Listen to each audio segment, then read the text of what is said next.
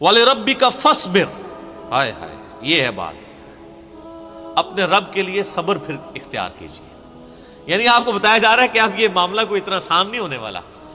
آپ ذرا دیکھیں جب یہ آیات نازل ہو رہی ہیں اس وقت تو آپ علیہ السلام کے تو دماغ میں بھی نہیں یہ بات کہ میرے ساتھ آگے ہونا کیا ہے. ایک شخص جو عرب کے لوگوں کی آنکھوں کا تارا ہے، جسے سب لوگ سر پہ اٹھائے ہوئے ہیں، صادق اور امین کہتے ہیں، اس کی مثالیں دیتے ہیں،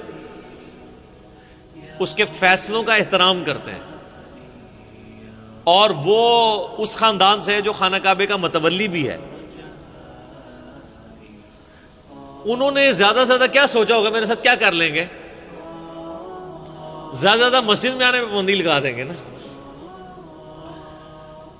شہر بدر کر دینا، قتل کے فتوے جاری کر دینا. یہ تو نبی علیہ السلام نے سوچا بھی نہیں تھا کبھی. اب یہ جب یہ آیات نازل ہو رہی ہے کہ آپ نے صبر کا دامن نہیں چھوڑنا، اللہ کو تو پتہ نہیں میں نے کرنا کیا ہے اپنے نبی کے ساتھ. ظاہر ہے وہ تو اللہ تعالیٰ فرماتا ہے کہ ہم نے قرآن پاک میں مضمون کئی جگہ ہے کہ ہم نے تمام نبیوں کے مخالفین جن و انس میں سے اٹھائے ہیں.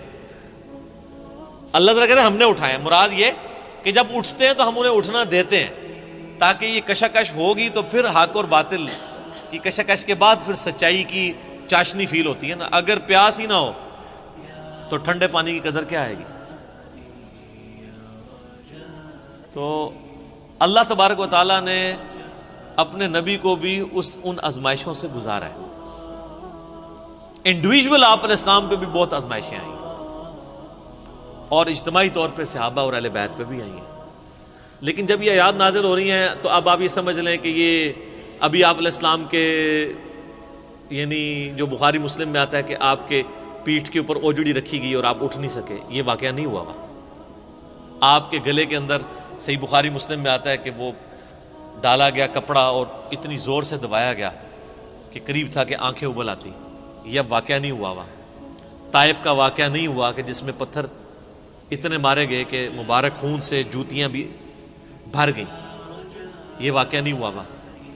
پھر قتل کے فتوے کے رات کے وقت سیدنا ابوبکر کو ساتھ لے کے اور مولا علی کو اپنے بستر پہ لٹا کے آپ علیہ السلام ہجرت کے لیے نکل گئے. یہ واقعہ بھی نہیں ابھی ہوا. اور سر پر مدینے میں تو لائف ہی پوری ڈائنامک، جاتے ہی یہودی متھے مار لگ گئے، جا کے منافقین اوپر سے کلمہ پڑھ لیا، پیچھے سے وہ یعنی جڑیں کاٹتے رہے. پھر غزوہ بدر میں جو کچھ ہوا، احد میں تو نبی علیہ السلام کے دانت بھی شہید ہو گئے اور آپ کی شہادت کی خبر مشہور ہو گئی، اس قدر آپ کا خون بہہ گیا. خندق کے وہ موقع کے اوپر آپ علیہ السلام کو سخت سردیوں کی راتوں میں کس طریقے سے ایون صحابہ کہتے ہیں ٹوائلٹ جانا ہمارے لیے مشکل ہو جاتا تھا، سامنے سے تیر آ کے لگ جاتا تھا.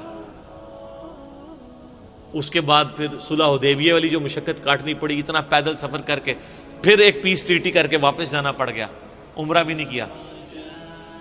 پھر غزوہ خیبر والی جو ایک معاملہ آیا وہ کئی ہفتوں تک. اس کے بعد پھر فتح مکہ کے لیے 10,000 کے صحابہ کو کے لشکر کو لے کے نکلے رمضان کے مہینے کے اندر. ہم لوگ ادھر ایسی میں بیٹھے ہوئے ہیں. اور پھر ختم نہیں ہوا معاملہ، فوراً فتح مکہ کے 3-4 مہینے کے بعد قبیلہ حوازن کے ساتھ جو ہے وہ جنگ غزوہ حنین ہو گئی. 12,000 کا لشکر تھا. بس تکبر کے جملے نکل گئے کچھ اصحاب سے کہ ہم 313 تھے تو غالب آئے تھے، آج تو ہم ہے ہی بہت ہیں. تو قرآن کے الفاظ ہیں، اللہ تعالیٰ نے یقین کریں کہ اتنے سخت الفاظ کے اندر جسے کہتے ہیں نا میڑا مارتے ہوئے، تانا دیتے ہوئے بات کی ہے. اللہ نے فرمایا تم نے یہ بات کی، تمہیں تو کہنا چاہیے تھا اللہ کی مدد سے فتح ہوئی تھی. تو دیکھ لو جب تم نے یہ جملہ بولا تو دیکھو تمہیں راستہ بھی نہیں پھر ملا بھاگنے کا. 80 بندے بخاری مسلم میں آتا ہے نبی علیہ السلام کے ساتھ رہ گئے. صرف 12,000 میں سے 80 بندے، باقی سب بھاگ گئے. وہ سامنے سے تیر ہی ایسے لگے ان کو. وہ تیر کے بڑے ایکسپرٹ تھے قبیلہ وازن کے لوگ. اور پھر پیرلل میں جناب وہ رومن امپائر نے نبی علیہ السلام کا سفیر قتل کر دیا. آپ نے غزوہ موتا کے لیے جو ہے وہ وہاں بھی مہم روانہ کر دی زید ابن حارثہ کی سرکردگی میں. اتنے معاذوں کے اوپر پیرلل میں.